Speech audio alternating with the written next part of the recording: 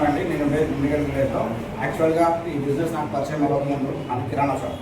నేను కిరాణా షాప్ నడిపిస్తున్న తరంలో యాక్చువల్గా కరోనాకి ముందు నేను చాలా బిజినెస్లు చేశాను, చాలా మోసపోయాను. ఆ తర్వాత ఇంకా ఒకళ్ళ మీద ఆధారపడి చేయని బిజినెస్ ఉండాలి అనే ఉద్దేశంతో నేను కిరాణా షాప్ నడిపించడం స్టార్ట్ చేశాను. అయితే ఈ షాప్ నడిపించడంలో నాకు సిద్ధరామన్ సార్ రూపంగా ఈ బిజినెస్ అనేది పరిచయం అయింది. ఒక్కసారి సిద్ధరామన్ సార్కి అలాగే my great leader my mentor మళ్ళీ సార్ ప్లీజ్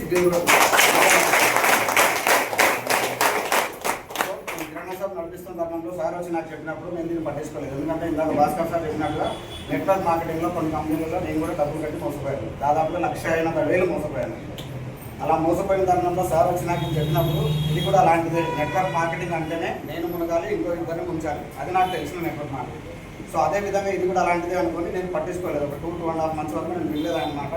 తర్వాత ఆయన వచ్చేమన్నాడంటే, సార్ మీరు ఇంత చెప్పినా వినట్లేదు కదా, మీకు ఏమన్నా నాలెడ్జ్లో కొద్దిగా మీరు ఇది ఏంటో తెలుసుకోండి, ఫస్ట్ ఆఫ్ ఆల్ కంపెనీ ఏంటో తెలుసుకున్న తర్వాత ఒకవేళ మీకు నచ్చితేనే ఐడియా ఇచ్చి మీరు బిజినెస్ చేయండి, లేకపోతే లేదు సార్ బలవంతం ఏం లేదు, బట్ ఒక ½ hour మీకు టైం స్పెండ్ చేయండి, వినడానికి తెలుసుకోవడానికి రండి అన్నారు. ఆ టైంలో నాకు అనిపించింది అవును కదా నిజమే, మన ఇంట్లో ఉన్న 5గురమే కరెక్ట్గా ఉన్నాం కదా, సో కంపెనీలు అన్నీ ఒకేలా ఉంటాయని మనం ఎందుకు అనుకోవాలి, ఒక ½ hour టైం ఇస్తే పొరపాటు ఏముంది తెలుసుకుందాం అని చెప్పేసి నేను వెళ్ళాను సార్. అక్కడికి వెళ్ళినప్పుడు అసలు నెట్వర్క్ మార్కెటింగ్ అంటే ఏంటి అనేది నాకు అక్కడ క్లారిటీ ఇచ్చారు మళ్ళీ సార్. ఆ క్లారిటీ తీసుకొని నేను అప్పుడు ఐడి చేసుకున్నాను. కానీ ఐడి చేసుకొని కూడా మళ్ళీ ఒక 3 months నేను టైం వేస్ట్ చేశాను. ఎందుకంటే జస్ట్ నా వరకు నేను మాత్రమే ప్రోడక్ట్స్ వాడుతున్నాను ఇంట్లోకి, ఎవరికి కూడా చెప్పలేదు. ఎందుకంటే కిరాణా షాప్ కాబట్టి మార్నింగ్ 6 to 11 వరకు దాంట్లోనే టైం సరిపోతుంది.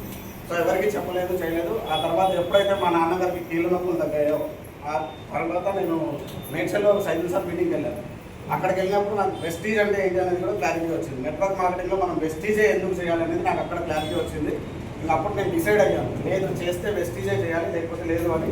నేను 2 పడవల మీద కాలు పెట్టి నడిస్తే సరిపోదు, కరెక్ట్ కాదు అనుకొని డిసైడ్ అయ్యి మళ్ళీ సార్ చెప్పి నేను అప్పుడు కిరాణా షాప్ టోటల్లీ క్లోజ్ చేశాను సార్. అప్పుడు నా ఇన్కమ్ వచ్చేసి జస్ట్ నాకు నేను కొనుక్కునే అమౌంట్ వన్స్. అక్కడ నుంచి నేను ఒక 9 to 10 months నుంచి దీంట్లో జర్నీ చేస్తున్నాను. ఇప్పుడు నా ఇన్కమ్ వచ్చేసి 30,120 రూపాయలు.